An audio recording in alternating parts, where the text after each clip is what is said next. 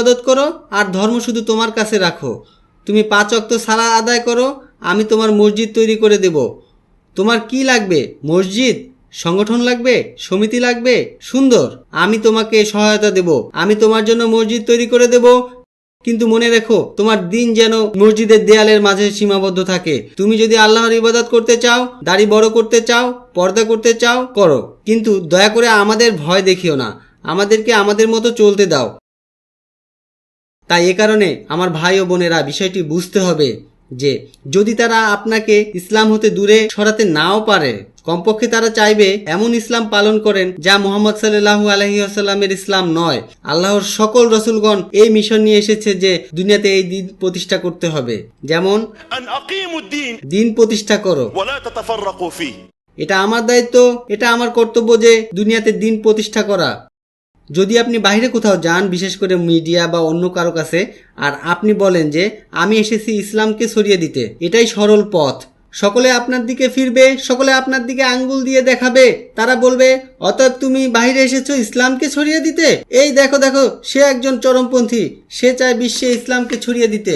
কোনো মুসলমান যে মুহাম্মদ সাল্লাল্লাহু আলাইহি সাল্লামের উম্মত, তার এ ব্যাপারে কোনো সন্দেহ আছে?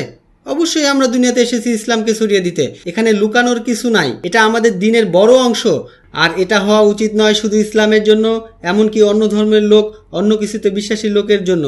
যদি আমি বিশ্বাস করি এই ধর্মের মাঝেই পরিত্রাণ আছে, দুনিয়া ও আখিরাতে শুধু সুখ শান্তি এই ধর্মের মাঝেই আছে, কিভাবে এটা আমি জনগণ হতে দূরে রাখবো?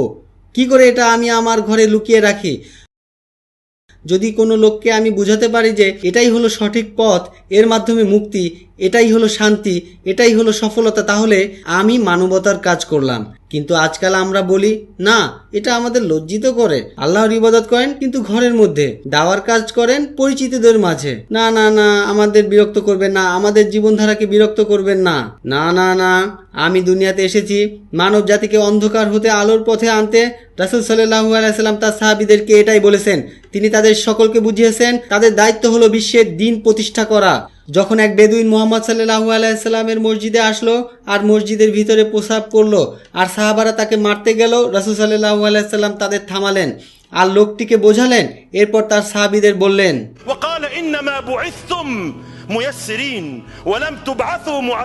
আল্লাহ তোমাদের পাঠিয়েছেন।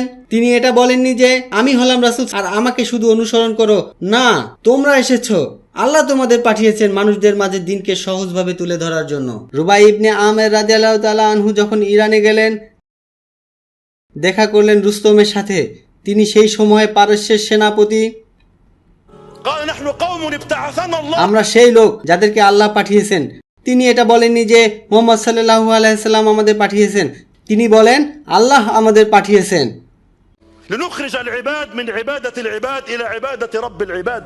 লোকদের রক্ষা করার জন্য, যেন মানুষ হয়ে মানুষের পূজা না করে, যেন একমাত্র আল্লাহর ইবাদত করে। অন্য সব বিশ্বাসীদের মাঝে যত অবিচার আছে তার উপর ইসলামের সুবিচার প্রতিষ্ঠা করা, এটাই হলো মিশন। আর প্রত্যেক মুসলিমের বোঝা উচিত যে এটাই আমার মিশন। আমার মিশন হলো লোকদের বলা ও তাদের শিক্ষা দেয়া। আমাদের সকলের উচিত সত্যটা বলা। সত্যিকারে আমরা যে বিষয়ে উদ্বিগ্ন তা হলো আমেরিকান স্বপ্ন, অস্ট্রেলিয়ার স্বপ্ন। আমাদের কি নিয়ে ভাবা উচিত? সবাই মরিচিকার পেছনে ছুটছে, সকলে চায় সুন্দর বাড়ি, দোতলা বাড়ি, সুন্দর স্ত্রী, মাশাআল্লাহ, সুন্দর সুন্দর সন্তান, সুন্দর একটা কুকুর, তার জন্য ঘর, তাকেও প্রতিদিন খাওয়াতে হয়, সুন্দর সুইমিং পুল, একটা সুন্দর গাড়ি। এটাই আমাদের স্বপ্ন। প্রতিদিন এই স্বপ্ন নিয়ে আপনার ঘুম ভাঙে আর এটা নিয়ে আপনি উদ্বিগ্ন।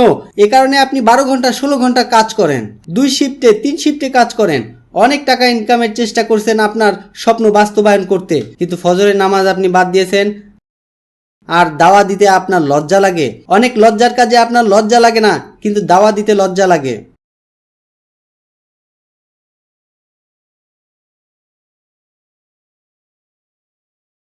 এই কারণে আমরা বলি সচেতনতা খুবই জরুরি। হ্যাঁ, আমরা বাহ্যিকভাবে মৃত মানবতাকে উদ্ধারে, যা অন্যায় ও অবিচারের মধ্যে নিমজ্জিত, শান্তিপূর্ণভাবে আল্লাহর বাণী পৌঁছে দিতে হবে। আমরা এটা বলি না যে মানুষদের জোর জবরদস্তি করো, কিন্তু আমাদের পাঠানো হয়েছে ইসলামের বাণী পৌঁছে দেওয়ার কাজে। আর এটা হলো আমার দায়িত্ব, এটা আমাদের সকলের দায়িত্ব না। বেশিরভাগ মানুষ দ্বিধায় আছে, তারা ভাবে এটা উম্মার দায়িত্ব, আর এরপর তার চিন্তার ফলাফল হয় ভুল।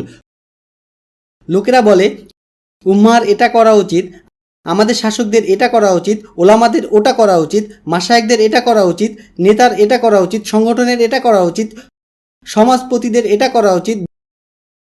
বিচারের দিন আল্লাহ সুবহানাহু ওয়া তাআলা আপনাকে এটা জিজ্ঞেস করবেন না যে মিশর এখন কি করছে, আরব বিশ্বের শাসকরা এখন কি করছে। বিচারের দিন আল্লাহ সুবহানাহু ওয়া তাআলা আপনাকে এটা জিজ্ঞেস করবেন না যে তোমার সময় ওলামারা কি করছিল। আল্লাহ আপনাকে বলবে তুমি কি করেছো, তুমি ইসলামের জন্য কি করেছো, তুমি সিরিয়ার জন্য কি করেছো, ফিলিস্তিন ভাইদের জন্য তুমি কি করেছো, তুমি কি করে রাতে ঘুমিয়েছো যখন শুনেছো আল আকসা মসজিদ শত্রুরা দখল করে রেখেছে, কিভাবে তুমি রাতে ঘুমিয়েছো। এসব প্রশ্ন আপনাকে জিজ্ঞেস করা হবে। আপনি 5 ওয়াক্ত সালাত আদায় করেন, কিন্তু আপনার কোনো উদ্বেগ নেই মুহাম্মদ সাল্লাল্লাহু আলাইহি সাল্লামের উম্মত নিয়ে, এবং আপনার কোনো প্রতিষ্ঠা নাই দুনিয়ায় দিন প্রতিষ্ঠার জন্য, তাহলে আপনার ঈমানে দুর্বলতা আছে, আপনার বিশ্বাসে ঝামেলা আছে, আর তারা আমাদের সন্তুষ্ট করেছে। আজকাল যে কোনো লোককে জিজ্ঞেস করেন ভাই আপনি কি ভালো মুসলিম না মুনাফিক, ভাইয়া আলহামদুলিল্লাহ আমি সালাহ আদায় করি, আলহামদুলিল্লাহ আমি সিয়াম পালন করি, আলহামদুলিল্লাহ আমি আমার জাকাত আদায় করি। আমাদের বড় ভুল হলো যে দিন 5টি স্তম্ভের উপর প্রতিষ্ঠিত। না না, ইসলাম একটা বিল্ডিং যা 5টি পিলারের উপর প্রতিষ্ঠিত। যখন আপনি ঘরে যান তখন কি আপনি কিছু পিলারের মধ্যে যান? না, বিল্ডিং হলো পিলার ছাড়াও অনেক কিছু, এটা খুঁটি ছাড়াও অনেক কিছু। আর ইসলাম হলো বিশাল বড় দালান যা গগনচুম্বী, যা প্রতিষ্ঠিত 5টি মূল খুঁটির উপর। 5টি কাজ করলাম মানে এই নয় যে আমি জান্নাতের উচ্চ শিখরে পৌঁছে গেছি। আমার দায়িত্ব আছে, আর আমাদের সচেতন হতে হবে, আর সেই সচেতনতা ছড়িয়ে দিতে হবে, ইলম ছড়িয়ে দিতে হবে মুহাম্মদ সাল্লাল্লাহু আলাইহি সাল্লামের উম্মতের মাঝে। এটা আমার দায়িত্ব, আল্লাহ আমাকে প্রশ্ন করবেন, আর আমি এই দায়িত্বের কথা মুহাম্মদ সাল্লাল্লাহু আলাইহি সাল্লামের সকল উম্মতের মাঝে ছড়িয়ে দিব। আরেকটি বিষয় হলো কর্ম। আমার ভাইয়েরা দয়া করে আমাকে ক্ষমা করবেন, আমি কিছু নেতিবাচক কথা বলবো। আমি স্বভাবতই একটু বেশি নেতিবাচক কথা বলে থাকি, আর আমি আজকে বাড়তি নেতিবাচক কথা বলবো।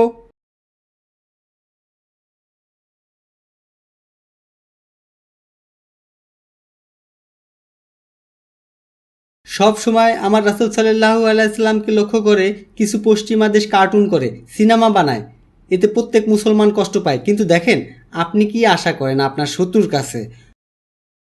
কোনো এক লোক আমার রাসূলকে বিশ্বাস করে না, আপনি কিভাবে ওই লোকের কাছ হতে নবীর প্রতি সম্মান আশা করেন? সমস্যা হলো আমরা যার উম্মত তারই আমরা সম্মান করি না, অথবা সম্মান করলেও যথেষ্ট করি না মুহাম্মদ সাল্লাল্লাহু আলাইহি সাল্লামকে। যদি রাসূলুল্লাহ সাল্লাল্লাহু আলাইহি সাল্লাম আমাদের সময় আসতো আর সে দেখতো ইসলামের শত্রুরা তাকে নিয়ে ব্যঙ্গ করছে, তা তাকে কষ্ট দিত, তিনি হয়তো বিষণ্ণ হতেন।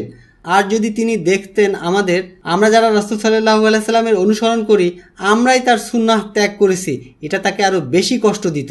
এটা খুবই সহজ যে দুষ্টদের বিরুদ্ধে কথা বলা, এটা খুবই সহজ যে কিছু পুড়িয়ে ফেলা, এটা খুবই সহজ যে আপনি বাইরে গেলেন আর চিৎকার করে প্রতিবাদ জানালেন রাগের সাথে, এটা খুবই সহজ যে আপনি তাকবীর বললেন কোনো লেকচারে। কিন্তু আমি আপনাদের গ্যারান্টি দিতে পারি ইনশাল্লাহ, আমি চাই আজ আমার কথা যেন ভুল হয়, যে এই যে এত লোক এই লেকচারে আছে তারা আজ রাতে কেউই তাহাজ্জুদের জন্য উঠবে না আর কান্না করবে না মুহাম্মদ সাল্লাল্লাহু আলাইহি সাল্লামের উম্মতের জন্য, আর মুহাম্মদ সাল্লাল্লাহু আলাইহি সাল্লামকে সুন্নতে পরিণত করবে না। ইংরেজিতে একটা কথা আছে, ইজি কাম ইজি গো, যা সহজে পাওয়া যায়, যা সহজে এবং খুব সস্তা, তার মূল্য নেই। তাই আপনি চিৎকার করেন, আর শত্রুরা এটা ভালো করে জানে, তারা আপনাকে উত্তেজিত করে। দুষ্টুরা বলে দেখো দেখো একটা মুভি বানিয়েছি মুহাম্মদ সাল্লাল্লাহু আলাইহি সাল্লামকে নিয়ে, আর তার উম্মতেরা কি করে, দেখো দেখো দেখো তাদের চিৎকার।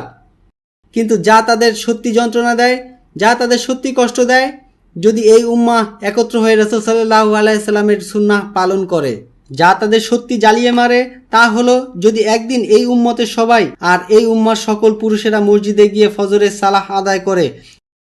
কল্পনা করেন সেই দৃশ্য, ভেবে দেখেন সেই দৃশ্য। মুহাম্মদ সাল্লাল্লাহু আলাইহি সাল্লামের সকল উম্মাহ, সেটা পৃথিবীর যে কোনো প্রান্তে হোক না কেন, হোক অস্ট্রেলিয়া, কাজাকিস্তান, হোক আফ্রিকা, হোক আমেরিকা, আপনি মসজিদে গিয়ে সালাহ আদায় করলেন। উম্মতের প্রত্যেকে মুহাম্মদ সাল্লাল্লাহু আলাইহি সাল্লামকে অনুসরণ করবে, সকলে তার সুন্নাহ মতো চলবে। রাসূল সাল্লাল্লাহু আলাইহি সাল্লামের উম্মতের মধ্যে এসবেরই ঘাটতি আছে। ভাইয়েরা, বলা সহজ, আমি দাঁড়ালাম আর একটা লেকচার দিলাম, আমাদের এটা করা উচিত, আমাদের ওইটা করা উচিত, আমাদের সেইটা করা উচিত, আর আমরা সবাই জানি এই লেকচারের 5 মিনিট পর বাইরে গিয়ে গল্পে মেতে উঠবো, হাসি ঠাট্টা করব আর বারবিকিউ অথবা অন্য কিছু খাবো। তাই বলা সহজ, আমি কোনো কিছুকে খাটো করছি না, দয়া করে আমাকে ভুল বুঝবেন না। আমাদের অবশ্যই বলা উচিত, আমাদের রাগও দেখাতে হবে, আর আমাদের অবশ্যই দেখানো উচিত যে আমাদেরও কষ্ট, কিন্তু আমাদের এসবের পরেও আরও কিছু করা উচিত। আপনি কি দিন প্রতিষ্ঠা করতে চান? আপনি কি বিষণ্ণ সিরিয়া নিয়ে? আপনি কি ফিলিস্তিন নিয়ে উদ্বিগ্ন? ন্যূনতম অন্তত আপনি আপনার ঘরে ইসলাম প্রতিষ্ঠা করেন। লোকেরা বলে দুনিয়াতে শরিয়া কায়েম করো, অথচ তার নিজ ঘরে শরিয়া প্রয়োগ নেই। তার নিজের ঘর আল্লাহ সুবহানাহু ওয়া তাআলার দিন মোতাবেক চলে না। তার বউ বলল এটা হারাম, আমার সামনে থেকে সরে যাও, কখনো বলো না কোনটা ভুল কোনটা সঠিক। এটা খুবই সহজ অন্যের ভুল ধরা, নিজে সংশোধন হওয়া খুবই কঠিন। তাই এই মজলিস থেকে গিয়ে কিছু বাস্তবমুখী পদক্ষেপ নেবেন। 1 নম্বর, আপনি আপনার জীবনে প্রথম দিন প্রতিষ্ঠা করেন। ও আল্লাহ, আমি দুনিয়ায় ইসলাম প্রতিষ্ঠা করতে চাই, যখন আমি আমার মধ্যে ইসলামকে প্রতিষ্ঠা করতে পারিনি। قال سبحانه وتعالى يا أيها الذين آمنوا لما تقولون ما لا تفعلون কেন তোমরা যা করতে বলো তা নিজে করো না? বলা সহজ, কথা খুব সস্তা, এটা সহজ, এর মূল্য নেই। কিন্তু কোথায় মুহাম্মদ সাল্লাল্লাহু আলাইহি সাল্লামের উম্মার কার্যক্রম? আমাদের উম্মার মধ্যে কোথায় কোরআন আছে? আল্লাহর কিতাবের প্রতি আমাদের ভালোবাসা কোথায়? কোথায় এর তেলাওয়াত হয়? কোথায় এর হিফজ হয়? আমরা যারা অস্ট্রেলিয়াতে বাস করি, 90% তরুণের সাথে আরবি ভাষার কোনো যোগাযোগ নেই। যদি বলি কোনো আরবি শব্দ, বলে সরি, ইংরেজিতে বলেন। আল্লাহর কিতাবের সাথে তাদের কোনো যোগাযোগ নেই, সুন্নাহর সাথে তাদের কোনো সম্পর্ক নেই। আপনার চারিদিকে হারাম, দুর্নীতি আপনার চারপাশে, বয়ফ্রেন্ড গার্লফ্রেন্ড, ফেসবুকে যান আর আমাদের উম্মার অবস্থা দেখেন। যদি আপনি সত্যি দিনের প্রতি যত্নশীল হন, আপনি অবশ্যই এ বিষয়ে কিছু করবেন। আপনি নিজের জীবনে দিন প্রয়োগ করবেন আর ইসলামের পথে দিন নাই রাত নাই শ্রম দিবেন। আপনি আপনার লক্ষ্য স্থির করেন, আপনি একটা পরিকল্পনা করেন, তার পিছনে শ্রম দেন। যখনই ঘুম হতে উঠবো, আমার প্রথম চিন্তাই হবে দিন নিয়ে। আমার সাধনা শুরুই হবে আল্লাহকে নিয়ে, রাসূল সাল্লাল্লাহু আলাইহি সাল্লামের সুন্নাহ নিয়ে। আমি যদি দেখি কেউ পাপ করছে, এটা আমাকে কষ্ট দেয়, কেননা আমি জানি ওই পাপের একটা মন্দ প্রভাব মুহাম্মদ সাল্লাল্লাহু আলাইহি সাল্লামের সকল উম্মার মাঝে ছড়িয়ে পড়বে। যদি এটা সত্যিকারে আমাদের ভাবায়, তাহলে কিছু করব। তাই আমাদের দুটি বিষয় দরকার। আমাদের উম্মার উচিত বেশি বেশি ইলম অর্জন করা, বেশি সচেতন হতে হবে আমাদের অবস্থান নিয়ে, সঠিকভাবে উপলব্ধি করতে হবে। কখনো শত্রুর নিকট হতে দয়া আশা করবেন না, কখনো আশা করবেন না, এটা অসম্ভব। শুধুমাত্র আল্লাহর মুসহাফ হতে সাহায্য পাবার আশা করবেন। আল্লাহ সুবহানাহু ওয়া তাআলা তার কিতাবে স্পষ্ট করে বলেছেন, وكان حقا علينا نصر المؤمنين আল্লাহ বিশ্বাসীদের জন্য বিজয়ের ওয়াদা করেছেন। যদি আমরা বিজয় না দেখি, তার অর্থ কি? আল্লাহ কি তার ওয়াদা ভঙ্গ করেছেন? حاشا وكلا আল্লাহ সুবহানাহু ওয়া তাআলা বলেন, فإذا من أصدق من الله حديثا আল্লাহ সুবহানাহু ওয়া তাআলা ছাড়া কে আছে তার কথাই সত্যবাদী। এটা আমাদের সমস্যা যে আমরা বিজয়ের শর্তগুলি উপলব্ধি করতে পারিনি। وعد الله الذين آمنوا منكم وعملوا الصالحات আল্লাহ ওয়াদা করেন যারা ঈমান আনে এবং যথাযথ আমল করে, ঈমান ও আমলে সালেহ। وعد الله الذين آمنوا منكم وعملوا الصالحات ليستخلفنهم في الأرض আল্লাহ তাদের পৃথিবীতে শাসক বানাবেন। কুরআনে আল্লাহর ওয়াদা এই আয়াতের শেষে, آية يعبدونني لا يشركون بي شيئا আর তারা আমার ইবাদত করবে আর শিরক করবে না। আমরা হারিয়েছি আমাদের কর্ম, আমরা আমল করি না, আমাদের কোনো কোয়ালিটি নেই। সকলে আচার ব্যবহার নিয়ে বলে, সকলে দুনিয়া নিয়ে বলে, সকলে মুহাম্মদ সাল্লাল্লাহু আলাইহি সাল্লামের চরিত্র নিয়ে বলে, সকলে মসজিদের সালাহ নিয়ে বলে, আর বলে কোরআন, তাহাজ্জুদ, আল্লাহর জিকির, কিন্তু আমাদের জীবনে এর প্রয়োগ দেখি না। যদি আপনি সত্যিই উদ্বিগ্ন হন, যদি আপনি এগিয়ে যেতে চান, তাহলে আপনি নিজের থেকে শুরু করেন। আপনার কথার চেয়ে অনেক অনেক বেশি শক্তিশালী আপনার কর্ম। আল্লাহে আল্লাহে, ইসলামের শত্রুরা যখন এমন লেকচার দেখে, তাদের এটা কোটি কোটি গুণ বেশি যন্ত্রণা দেয় এর চেয়ে যে ফেসবুকে কমেন্ট করলো, রাগ দেখালো, এটা করলো ওটা করলো, এর চেয়ে অনেক বেশি তাদের যন্ত্রণা দেয় এই মজলিস। কেননা তারা জানে, তারা একটা খারাপ উপমা দেয়, এখানে যেসব তরুণেরা আছে তাদের মগজ ধোলাই হবে, তারা দাড়ি বড় রাখবে, মসজিদে যাবে, যদি মেয়েটি পর্দা করে সে তাহলে চরমপন্থী। তাই আমার ভাইয়েরা, দুটি বিষয় মনে রাখবেন, সচেতনতা ও কর্ম। আমল হলো নিজে পালন করব ও দাওয়াত দিব সবাইকে দুনিয়ায় দিন প্রতিষ্ঠার জন্য, কোনো লজ্জা না করে। আমি আল্লাহ সুবহানাহু ওয়া তাআলার নিকট দোয়া করি তিনি আমাদের তাদের মতো করে দিন। أن يجعلنا من الذين يستمعون القول فيتبعون أحسنه that, and it's this